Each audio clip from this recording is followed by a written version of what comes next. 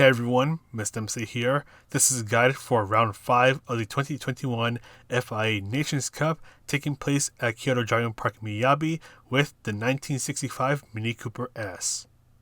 And before I get started with the lap guide, I do want to note that I will not be making the round 2 guide for the Toyota Gazoo Racing GT Cup, which is the Fuji race with the Yaris, because I already made this guide back in February when it was originally a Nations Cup race. The settings for those two races are the exact same, so I'll have the link to that guide in the card up above and in the pinned comment down below if you want to check out that guide for the upcoming Toyota Cup race with the Yaris at Fuji. But anyways, let's get started with this guide. So bring yourself towards the middle of the track, and then as the curb on the left is slowly starting to end, you want to gradually bring yourself towards the inside of the turn. Just gently turn in and then climb onto the curb. For this combination, it's all about trying to travel the least amount of distance. As the curb on the right ends, bring yourself back to the tarmac, and eventually you want to bring yourself towards the left side of the track. Once again, you're trying to cover the least amount of distance possible. Take advantage of the curves without touching the grass. Bring yourself towards the left, and your only braking point is before you reach the line that is on the left before the 50-meter board. Brake hard for a short moment, slowly ease off of the brakes, and take your time getting on the throttle, as you don't want to be too aggressive on the throttle and end up on the steering. Finally, take advantage of the curves, keeping two wheels on the curves so you don't get an off-track penalty. But that is pretty much it for the lap guide. We'll finish up this lap and then take a look at the strategies.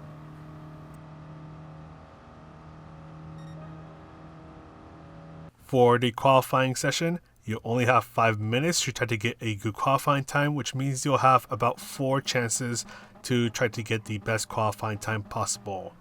Get out of the pit stops as soon as you can and find a slipstream buddy, because slipstream is going to be pretty useful. And because these cars are pretty slow, your qualifying lap will start before you actually started. So before the final turn, so right around here is where I'm going to say is where your actual qualifying run starts, because you need a bit of speed to try to get the best qualifying time possible.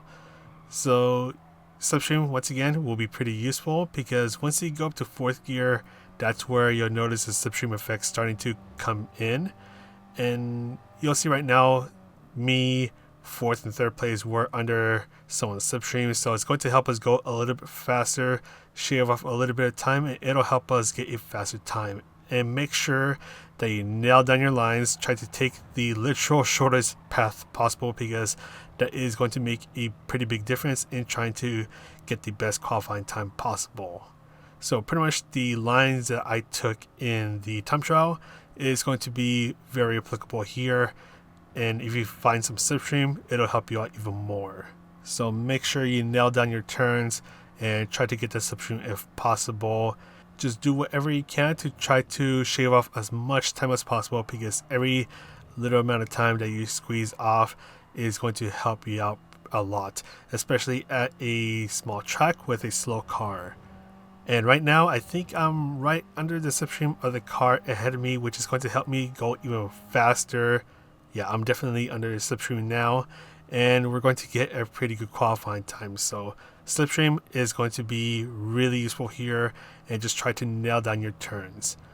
And at the end of the day, you'll have 4 chances to try to get the best qualifying time possible. So if you mess up your first qualifying lap, don't worry about it. Just set yourself up to try to nail down your second qualifying lap, and so on.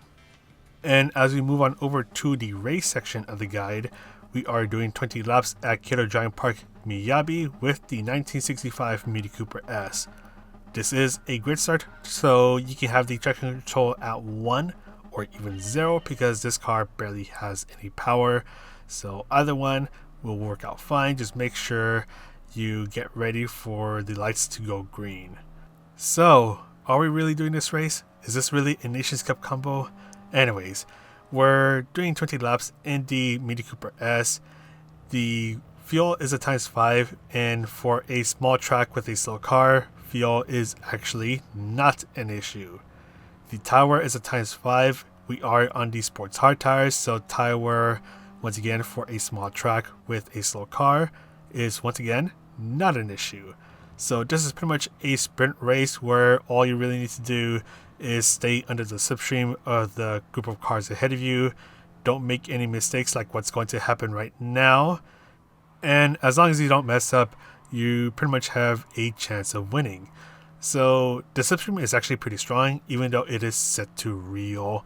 It's pretty strong, so as long as you're within the 3/4 of a second gap between yourself and the car in front of you, then you should be pretty good. You'll eventually catch up to the car in front of you, and well, you pretty much just need to hang around until laps 19 or 20 before you try to make the move to hopefully pick up a win. Really, it comes down to being really consistent, just trying not to mess up and don't pick up penalties and stay in the slipstream. And the other thing is that you want to be careful with the final couple of turns, so where the braking point is, especially if you're under someone's slipstream, just brake just a tad bit earlier because you don't want to send yourself off, you don't want to punt anyone off, and just try to keep it clean. Try to not mess up too much, don't lose too much speed. And for this part right here, you want to be careful and try not to go too wide or even 3 wide, because with how narrow the track gets, it can be really easy to mess it up, potentially lose a slipstream like how I almost do here, or end up picking up a track penalty. Worse is if you accidentally push someone off track and you end up getting a 1 or 2 second penalty, then your race is pretty much in huge trouble. And you're not going to want to get any sort of penalties because your car is going to slow down quite a bit. And if you lose the slipstream of the cars ahead of you, then you're going to get left behind. So teamwork will be a thing for this race. Just trying to keep it nice and clean. Don't fight too much, because you want to stay within the slipstream of the lead group of cars so you can have a chance of winning the race. So we'll skip on over towards the start of lap 14. Someone messed up that was in our little group of cars, so we ended up pretty much ditching him. And it's pretty much just the 2 of us now. And all I'm going to do is just bump draft them. And with the slipstream, we can go just a little bit faster, give him a little bit of a bump, and just help us go faster. So we'll be working together for now. And yeah, this race, if everyone is working together, it pretty much turns into a pretty boring race where everyone's just waiting until laps 19 or 20 before they try to make the move. And I am going on hood or roof cam at times because the angle, the chase cam, does get pretty annoying at times, especially with these cars. But yeah, it's not really much else to say. And also, once again, just try not to pick up any track penalties here because it can be really easy to pick one up, just like how I do right now. I cut the final part of the chicane and I get a ½ second penalty. And I'm going to give the car in front of me a nice little bump draft. But anyways, let's skip on over towards the very final lap and we'll do the places to overtake in the penalty serving zone. And the main straight is a bit more situational. If you can get the inside line as you slingshot past someone and still maintain the slipstream of the car that is ahead of the car you just overtook, then you can definitely go for it. Just be aware of any battles that can happen because you tried to pass them.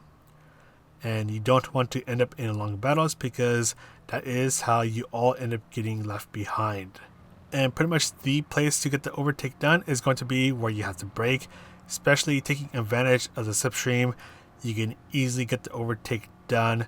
Try to make your passes nice and clean without a fuss. Don't end up getting into long battles and don't lose too much time because you still want to stay with the main pack so you can hopefully have a chance to win the race. But that is pretty much it for places to overtake. Let's show where the penalty serving zone is. And it's hanging out at the main street just after the pit stop or the pit entry area, just before the start finish line. So if you have any penalties to serve, you'll be serving it right here. But anyways, that is pretty much it for this guide. I'm going to go ahead and sign off now. So this is Mr. CA. Wish you a good race, and I'll see you in the next video.